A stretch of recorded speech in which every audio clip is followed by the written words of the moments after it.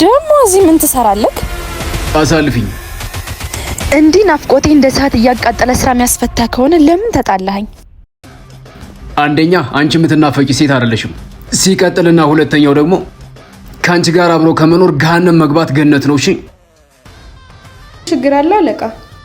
ችግር የሌለበት ቦታ አለ? ችግር አለመኖሩ በራሱ ችግር እኮ ነው። አልገባኝም። ሌላ ሰው አታችሁ ነው ልጅ እዚህ የቀጠራችኋት? ምን አገባህ አንተ? ጭራሽ እየተከታተልክ ከምሰራው ስራ ልታስባረኝ ነው? ኧረ ዝም በይ። የዚህ ካምፓኒ ባለቤት እኮ እሱ። ምን ከኔ ተደብቆ የነበረው ሚስጥር ይሄ ነው? 1 አመት ሙሉ ፍቅረኛሞች ነበርን እኮ። ለምንድን ነው ያልነገርከኝ? የ140 አልሙኒየምና መስታወት ማምረቻ ካምፓኒ እንዳለክ። ሽያጭ አልጀመርንም ነበር። እኔማ ሽያጭ ስንጀምር ሽያጩን ባንቺ ስም አድርጌ ሰርፕራይዝ ላደርግሽ ነበር። አንቺ ግን ያዙ ሊቀቁኝ አልሽ። እናም የ140 አልሙኒየምና መስታወት ስራ ባለቤት መሆን ሲገባሽ ሰራተኛ ሆነሽ ተገኘሽ።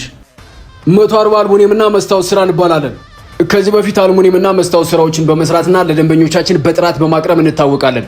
ከዚህ በፊት ከምንሰጣቸው ሰርቪሶችን በተጨማሪ የአልሙኒየምና የመስታወት አክሰሰሪዎችንም ሽያጭ ጀምረናል። የ140 አልሙኒየምና መስታወት ስራ አክሰሰሪዎችን መግዛት የምትፈልጉ ሰዎች ካላችሁ ታች ባሉ ስልኮች ደውሉልን። እኛ ራሳችን ያሉበት ድረስ እናደርስላችኋለን።